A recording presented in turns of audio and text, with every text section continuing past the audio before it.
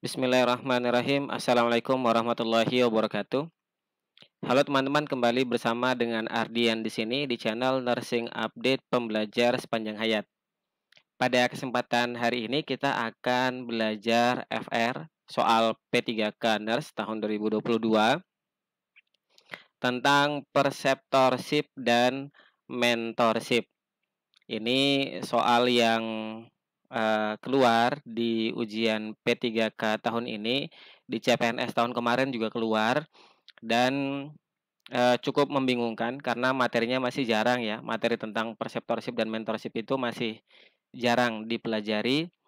Jadi, banyak yang kebingungan ketika mendapatkan soal yang berkaitan dengan preceptorship dan mentorship. Nah, pada kesempatan saat ini kita akan, latihan soal tentang preceptorship dan mentorship.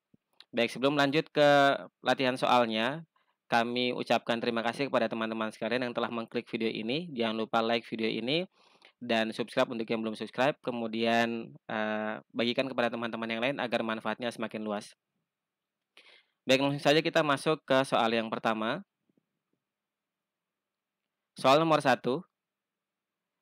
Seseorang yang mengajar, memberikan bimbingan, dapat memberikan inspirasi, menjadi panutan atau role model, serta mendukung pertumbuhan dan perkembangan individu untuk jangka waktu tertentu dengan tujuan khusus mensosialisasikan trainer pada peran barunya disebut dengan titik titik titik. A. Mentor. B. Senior. C. Preceptor. D. Primary nurse. E. Kepala ruang. Baik, kalau kita lihat pengertian di sini, pengertian seseorang yang mengajar, memberikan dukungan dan sebagainya yang ada di, penjelasan soal, ini merupakan pengertian dari seorang preseptor, teman-teman. Jadi jawaban yang tepat untuk soal nomor satu adalah C, preseptor. Kita lihat pengertiannya. Preseptor adalah seseorang yang mengajar, memberikan bimbingan, dapat memberikan inspirasi dan lain-lain sesuai dengan apa yang telah, saya jelaskan tadi ya teman-teman. Ini preseptor itu maksudnya orangnya ya, atau individunya, si orang yang jadi preseptor. Nanti kalau soal yang muncul tentang metode bla bla bla bla bla bla, apa namanya, nanti ada yang berkaitan dengan perseptor dan persepti gitu ya, berarti itu disebut dengan metode preceptorship, ada tambahan ship-nya di belakang ya teman-teman. Tapi kalau ini dia menanyakan tentang orang. Orang yang melakukan ini bisa mengajar, bisa memberikan bimbingan, dapat memberikan inspirasi, menjadi panutan role model gitu ya. Itu siapa namanya gitu, atau dia disebut apa, maka dia disebut sebagai perseptor, sesuai dengan pengertian yang ada di sini. Kalau teman-teman belum pernah melihat ini, teman-teman bisa pause dulu slide ini, kemudian dipelajari lebih dalam. Baik, kita lanjut ke soal nomor 2. Di bawah ini merupakan kriteria seorang perseptor, kecuali titik titik titik. Karena ada kecualinya, jangan sampai terkecoh, berarti yang dimaksudkan adalah yang bukan ya teman-teman. Yang bukan merupakan kriteria dari seorang preseptor. Kita lihat pilihannya, A. Berpengalaman dan ahli di lingkungan kerjanya. B. Berjiwa kepemimpinan. C. Mempunyai keterampilan komunikasi yang baik. D. Tidak mampu mengambil keputusan. E. Mendukung perkembangan profesional. Sesuai dengan pengertiannya tadi di depan di soal nomor satu, maka kriteria yang sesuai untuk seseorang yang menjadi seorang perseptor, dia sebaiknya adalah seorang yang berpengalaman tentunya ya, berpengalaman. Jadi A, oke. Kemudian berjiwa kepemimpinan, yang B juga iya. Kemudian C, mempunyai keterampilan komunikasi yang baik, jelas karena dia akan mengajar, dia akan mewariskan ilmu pengetahuan ya. Jadi dia harus mampu berkomunikasi dengan baik. Kemudian D, tidak mampu mengambil keputusan, ini jelas salah ya. Kemudian E, mendukung perkembangan profesional, tadi sudah disebutkan dalam pengertiannya juga, mendukung perkembangan profesional, baik secara profesi maupun individunya si, orang yang dia bimbing ya, maka ini benar. Jadi kalau kita lihat soalnya yang kecuali, berarti yang kecuali atau yang bukan merupakan kriteria dari seorang perseptor adalah D ya teman-teman. Baik, kita coba lihat penjelasannya. Ini dia, kriteria dari seorang perseptor. Yang pertama, berpengalaman, ahli di bidangnya. Kemudian yang kedua, berjiwa kepemimpinan. Yang ketiga, mempunyai keterampilan komunikasi yang baik. Dan yang keempat, ini berlawanan dari yang ada di soal ya, yaitu mempunyai kemampuan dalam membuat keputusan. Kemudian yang E, mendukung perkembangan profesional. Cukup jelas ya teman-teman?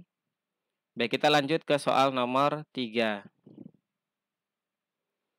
Seorang perseptor saat ini sedang menanyakan kepada persepti kesiapan dalam menerapkan hasil wawancara, mendiskusikan dengan persepti hal-hal yang dianggap penting, serta menilai kemajuan dan kemampuan persepti dalam proses wawancara tentang topik yang sudah disepakati. Perseptor tersebut sedang melakukan salah satu langkah preseptorship, yaitu titik titik titik. A. Wawancara awal. B. Persiapan pertemuan. C. Pelaksanaan. D. Wawancara intermediate. E. Wawancara akhir. Jadi di sini yang ditanyakan adalah langkah-langkah ya teman-teman. Jadi si perseptor ini sekarang sedang melakukan langkah yang mana gitu ya. Di sini perseptor itu sedang menanyakan kesiapan dalam menerapkan hasil ya teman-teman. Menerapkan hasil, kemudian mendiskusikan hal-hal yang dianggap penting. Jadi sudah masuk ke bagian diskusi. Kemudian menilai kemajuan dan kemampuan. Sudah mulai evaluasi ya ini berarti ya. Dalam proses wawancara tentang topik yang sudah disepakati. Berarti kan ini sudah bukan pertemuan yang pertama karena ada bahasa topik yang sudah disepakati. Berarti kan sudah dilakukan sebelumnya ya. Bagian ini sudah dilakukan sebelumnya. Yang sekarang saya tanyakan berarti sudah bukan bagian yang pertama lagi, gitu ya. Maka perseptor tersebut sedang melakukan salah satu langkah perseptorship, yaitu wawancara awal jelas bukan ya teman-teman. Karena dia sudah di sini ada kata kunci bahwa menilai kemajuan dan kemampuan persepti dalam proses wawancara tentang topik yang sudah disepakati ya. Tentunya kalau dia sudah menyepakati sesuatu kan berarti sebelumnya sudah pernah dibicarakan ya. Jadi ini bukan wawancara awal. Kemudian B, persiapan pertemuan juga bukan. Kemudian pelaksanaan bukan ya teman-teman. Kenapa bukan pelaksanaan? Karena dia sudah masuk ke menilai. Menilai ini kan berarti evaluasi ya. Menilai berarti evaluasi. Wawancara intermediate bukan. Wawancara intermediate itu sama ya, di tengah-tengah. Berarti dia di pelaksanaan ya. Jadi jawaban yang benar untuk soal nomor 3 ini adalah E ya teman-teman. Wawancara akhir. Kita lihat penjelasannya. Semuanya ada di sini ya, langkah-langkah dari preceptorship. Teman-teman bisa lihat ada pertemuan, wawancara awal, pelaksanaan, wawancara lanjutan, kemudian evaluasi, wawancara akhir. Silahkan teman-teman baca lebih detail penjelasan ini jika teman-teman baru melihatnya. Bisa di-pause slide-nya lalu dibaca lagi ya teman-teman. Penjelasan tentang soal ini ada di sini di wawancara akhir ya. Baik, cukup jelas ya teman-teman. Kita masuk ke soal yang berikutnya, yaitu soal nomor 4. Hubungan pembelajaran dan konseling antara orang yang berpengalaman yang membagi keahlian profesional dengan orang yang lebih sedikit pengalaman untuk mengembangkan keterampilan dan kemampuan dari bagian yang kurang pengalaman disebut dengan A. Mentoring, B. Preceptorship, C. Mentor, D. Mentee, E. Persepti. Nah, di sini ada yang unik ya teman-teman. Di sini dia tidak menanyakan seorang yang itu enggak. Ya, dia tidak menanyakan soal itu. Berarti ini berkaitan dengan metode ya. Berarti pertanyaannya itu metode. Berarti kemungkinan ada dua tuh. Bisa preceptorship, bisa mentoring. Karena kalau ini kan orang ini. Mentor itu orang, mentee itu orang, persepti itu orang. Nah, dilihat dari definisinya, hubungan pembelajaran antara orang yang berpengalaman membagi keahlian ya kepada orang yang sedikit pengalaman, maka ini masuk dari pengertian dari A. Mentoring ya, teman-teman. Kita lihat penjelasannya. Mentoring merupakan hubungan pembelajaran dan konseling antara orang yang berpengalaman yang membagi keahlian profesional dengan orang yang lebih sedikit pengalaman ya. Jadi itu masuknya adalah mentoring ya. Mentoring. Cukup jelas ya teman-teman? Kita masuk ke soal nomor 5. Baik, soal nomor 5. Tahapan mentoring, di mana mentor mengizinkan menti untuk mulai tampil dan mentor bersifat membantu agar menti sesuai dengan prosedur, merupakan tahap mentoring. A. I do, you watch. B. I do, you help. C. You do, I help. D. You do, I watch. Kemudian E. I do, you do. Baik, di sini kita lihat kata kuncinya bahwa si mentor itu sudah mengizinkan menti, kemudian mentor itu bersifat membantu saja. Kalau kita lihat, ini adalah tahapan-tahapan mentoring itu, penamaannya sangat mudah ya.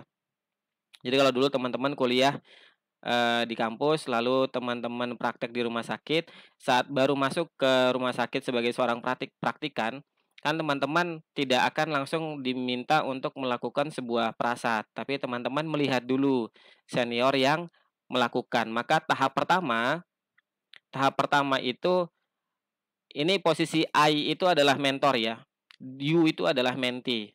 Ingat ya teman-teman, I itu adalah mentor ya, you itu adalah mentee.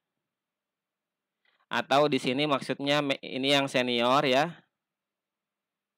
yang lebih berpengalaman, ini yang junior ya, yang, kurang pengalaman, jadi mau berbagi pengalaman gitu kan ya. Nah, tahapannya itu sama seperti waktu pas kita dulu pertama kali praktek di rumah sakit ya. Jadi senior melakukan dulu, kita melihat, maka tahapan yang pertama adalah I do, you watch. Kemudian tahapan yang kedua itu kan ketika kita sudah, sering melihat, maka kita akan diminta bantuan gitu kan. Misalnya, pasang infus. Awalnya kita melihat bagaimana proses pemasangan infus. Yang berikutnya kita diminta untuk membantu, setidak-tidaknya kita masangi tegadermnya atau kita masangi, plasternya gitu ya. Maka tahap yang kedua adalah I do, you help. Saya melakukan, dalam hal ini mentor melakukan, kemudian kamu membantu, dalam hal ini mentee ya. Nah, kemudian yang ketiga itu kemudian yang ketiga itu you do, I help, atau di situ ketika kita sudah bisa mulai membantu ya, kita sudah jadi asisten lah ya ibaratnya, maka kita diminta untuk mencoba. Maka di sini posisinya you do, mentinya mencoba, I help. Tapi si mentornya atau yang senior itu dia tidak diam aja, dia bantu dulu gitu kan. Kalau kesulitan dia membantu. Jadi kalau kita lihat, posisi soal ini, kasusnya, situasinya, si menti sudah diizinkan dan mentor bersifat membantu, maka jawaban yang tepat itu adalah you do, kamu melakukan, atau si menti yang melakukan, I help, si mentor membantu. Ini penjelasannya. Nah, kita lanjutkan dulu bagian yang ini ya, bagian tahapan. Maka di tahapan yang keempat itu teman-teman,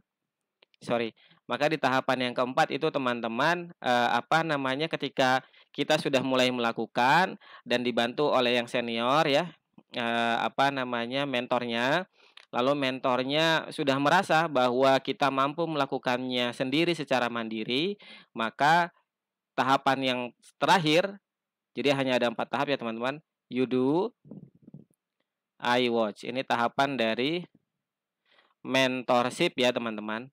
You do, I watch. Kalau yang E ini jelas-jelas tidak masuk dalam tahapan. Nah, sementara untuk situasi dalam soal, ini masuk dalam situasi you do, I help, atau bagian tahap yang ketiga, you do, I help. Jadi jawaban yang tepat untuk soal nomor 5 adalah C teman-teman, you do, I help. Baik, soal nomor 5 tadi merupakan soal yang terakhir pada kesempatan hari ini. Di sini saya masih nulis ada link kuis gratis di kolom komentar, tapi saya tidak sempat membuatnya karena ada kesibukan yang lain ya teman-teman. Jadi untuk video yang ini tidak ada link untuk kuisnya. Mudah-mudahan di kesempatan yang berikutnya nanti ada link untuk kuisnya. Maaf ya teman-teman. Mudah-mudahan video ini bermanfaat buat teman-teman yang sedang persiapan untuk P3K. Mohon maaf jika banyak kekurangan. Kalau ada tema atau materi yang ingin dibahas silahkan ketik di kolom komentar. Terima kasih buat teman-teman yang telah menonton video ini sampai selesai. Jangan lupa dibagikan kepada teman-teman yang lain agar manfaatnya semakin luas. Saya Ardian, pamit undur diri. Sampai ketemu lagi di video yang berikutnya. Assalamualaikum warahmatullahi wabarakatuh.